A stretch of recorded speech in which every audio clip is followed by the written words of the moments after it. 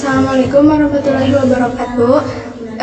Perkenalkan, nama saya Eli Yulianti Setiawan. Di sini saya akan membahas mengenai basic configuration.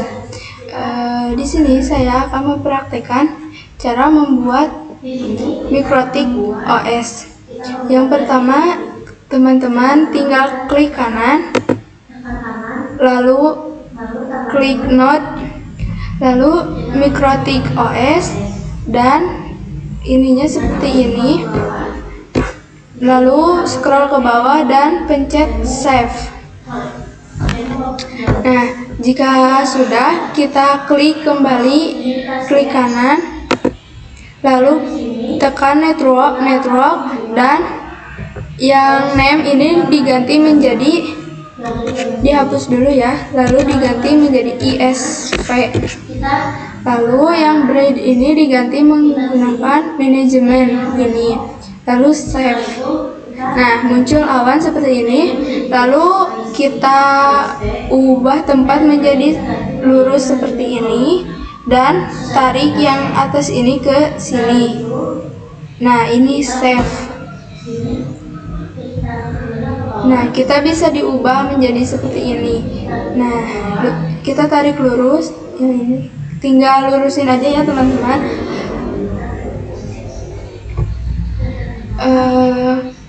Hostname router identify.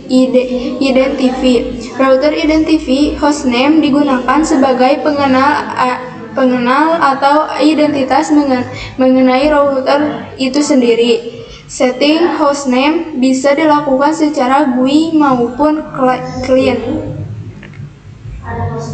IP address. Belajar membuat IP address pada perangkat router board. Setting IP address bisa dilakukan secara GUI maupun client. IP address ini adalah sebuah alamat yang mengidentifikasi perangkat di internet. IP address client. Pemerintah masuk ke suatu menu IP address. Nah, seperti ini ya teman-teman. Trick about client. Double tab untuk melihat ketersediaan komen. Tanda tanya untuk menampilkan bantuan komen disertai keterangan pemerintah ya. Untuk navigasi komen bisa menggunakan kursor pada keyboard. IV services. IV service merupakan berbagai cara untuk masuk login ke dalam router OS. Dapat juga digunakan dalam membatasi user untuk login dari salah satu service dengan cara mematikan atau merubah nilai default pada service tersebut. Selanjutnya, IV Service Lab. Di semua service kecuali SSH dan Winbox. Merubah port SSH menjadi 9022 dan Winbox menjadi 3000. Login kembali ke router menggunakan default port.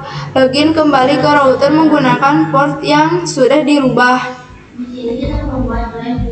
Yang ke-8, Router OS Login Management. Router OS Login Management digunakan untuk mengatur siapa saja yang diizinkan masuk ke dalam router, close, serial terminal, telnet, SSH, webpig, dan Winbox. Untuk mengatur dan membuat siapa saja yang boleh masuk ke dalam router, terdapat dua option, yaitu Local Database dan Radius Server. Manajemen user dapat dilakukan dengan grup, profil, pengelompokan user, menentukan privilege yang bisa diperoleh suatu user. Yang kedua, user merupakan login, username, password, dan suatu user. Yang selanjutnya, Router OS Login Management User. Di default, Mikrotik menggunakan user admin tanpa password untuk login. Selain itu, kita bisa membuat user baru dan memberikan hak akses yang berbeda terhadap user tersebut. Dapat juga melakukan pembatasan berdasarkan IP address yang digunakannya. Selanjutnya, router OS Login Management Group. Grup digunakan untuk memberikan hak akses terhadap user. Di default terdapat 3 grup di MikroTik, full, read, dan read permissions. Kita juga bisa membuat custom grup baru sesuai dengan aturan yang kita inginkan. Mungkin cukup sekian penjelasan dari saya. Mohon maaf jika ada kesalahan atau kekurangan. Terima kasih.